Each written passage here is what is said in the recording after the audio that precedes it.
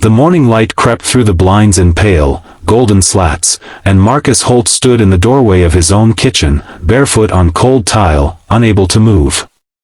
Because standing at his stove, in his gray thermal shirt that hung to her thighs, was Serena Vaughn, CEO of Vaughn Capital, one of the most powerful women in the country, humming softly while scrambling eggs like she belonged there. Marcus had not moved in 30 seconds. He wasn't sure he was breathing. If you believe in kindness and second chances, please like this video, drop a comment below, share it with someone who needs to hear this story, and subscribe to Ripple of Kindness, because stories like this one matter. To understand how this happened, you have to go back to the night before, and you have to understand who Marcus really was beneath the surface of that quiet morning. He was 34 years old, a man who had learned to make himself small so that his 7-year-old daughter, Cora, could take up as much space in the world as she needed. He worked the overnight security shift at a mid-rise office building downtown, which meant he saw very little daylight and almost no adult conversation. He made enough to keep the lights on and the refrigerator half full. He packed Cora's lunches with little folded notes inside because his late wife, Priya, used to do it, and he couldn't bring himself to stop the tradition even 2 years after she was gone. He was, in every way that mattered, a man held together by love and held back by grief. The night before had been different from every other night in a way that Marcus hadn't seen coming. A storm had rolled through the city at just past 11, the violent, sudden kind that turns the streets into rivers and sends people scrambling. Marcus had been at his post in the lobby of the Caldwell Tower when the glass doors burst open and a woman stumbled in, soaking wet, her blazer ruined, her heel snapped clean off one shoe. She was on the phone, sharp and clipped, directing someone named Darren to reschedule a board meeting, and Marcus had quietly handed her a towel from the supply closet without being asked. She had looked at him then, really looked, like she wasn't used to someone anticipating what she needed. Her name was Serena Vaughn, though she didn't introduce herself that way. She just said, "Serena," and sat down on the bench near the elevator while she waited for her driver, who was stuck 3 miles away in the flooding. Marcus brought her a cup of bad lobby coffee and she drank it like it was the finest thing she'd ever tasted.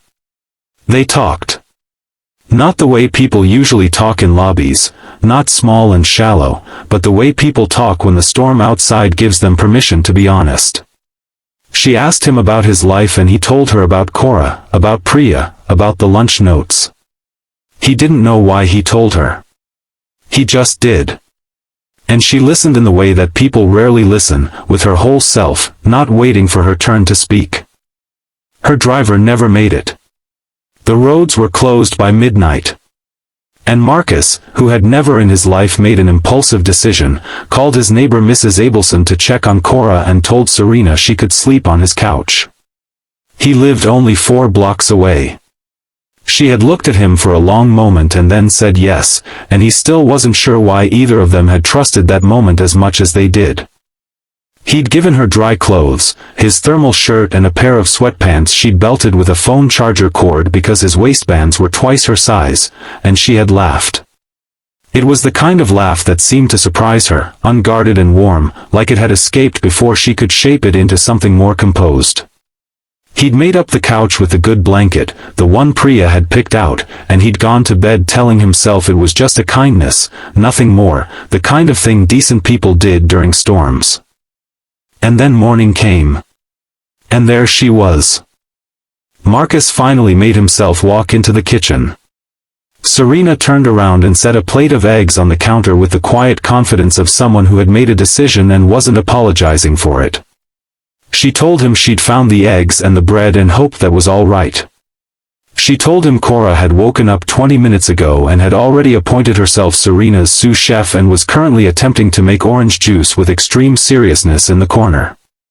Marcus looked over and saw his daughter, still in her pajamas with the little stars on them, pressing oranges against a juicer with the focused intensity of a surgeon, and something cracked open in his chest. What Serena said next was what froze him. She said she hadn't cooked breakfast for anyone in 4 years. She said she had a penthouse apartment with a kitchen she used to store wine, and a schedule that left no room for mornings like this one, and that she had forgotten. She paused there, and her voice did something complicated. She had forgotten that mornings like this existed. She said that sitting in his lobby the night before, drinking bad coffee and listening to him talk about folding notes into a 7-year-old's lunchbox, she had felt something shift inside her that she didn't have a word for yet. She said she wasn't sure what that meant, and she wasn't asking him for anything, but she wanted him to know that she was grateful, not for the couch, not for the dry clothes, but for being the kind of man who still did things like that. Who still folded the notes. Marcus stood there and he did not speak for a long time. Because Priya used to say that grief was just love with nowhere to go, and for 2 years he had been carrying love that had nowhere to go, and something about the way this woman, this extraordinary, complicated, world-running woman, looked at him in his own kitchen wearing his shirt told him that maybe that wasn't the whole truth. Maybe love found its way. Maybe it showed up in storms. Maybe it sat on your couch and made eggs in the morning and reminded you that you were still alive in all the ways that mattered. Cora brought the orange juice over, both hands wrapped around the glass, and she presented it to Serena with the solemn pride of someone delivering a coronation gift. Serena accepted it with matching solemnity and took a long sip and told Cora it was the finest orange juice she had ever tasted in her entire career. Cora beamed so hard her whole face changed shape. And Marcus watched his daughter glow under the warmth of that small, genuine moment and felt something in him, something that had been braced and guarded for 2 long years, begin, very slowly, to unclench. They ate breakfast together at the small kitchen table with the wobbly leg that Marcus kept meaning to fix. Serena asked Cora about school and Cora told her about a science project involving volcanoes and strong opinions about the unfairness of glitter restrictions in the classroom.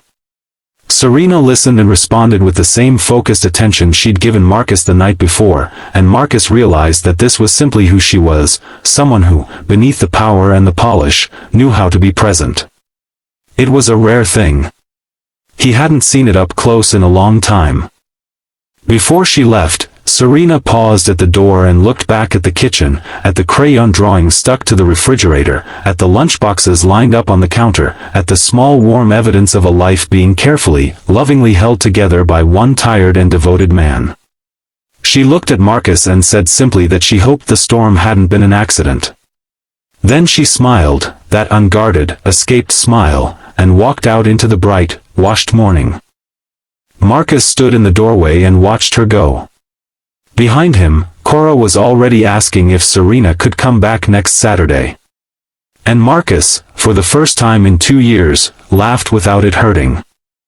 Speech balloon before this story ends, drop a comment below telling us, when did a stranger's small act of kindness change your entire day? We read every single one. Some people come into your life through grand, planned moments. And some come through a broken heel and a midnight storm and a cup of bad lobby coffee. Marcus didn't know what came next. He only knew that the morning felt different, lighter, wider open, and that when he packed Cora's lunch that day, he folded the note twice, the way Priya used to, and felt, for the first time, that she would have smiled at what the morning had brought. If this story moved you, touched something real inside you, please like this video, share it with someone who needs a reminder that life can surprise you with beauty, and subscribe to Ripple of Kindness so you never miss a story that matters. Every share sends this ripple a little further. Thank you for being here.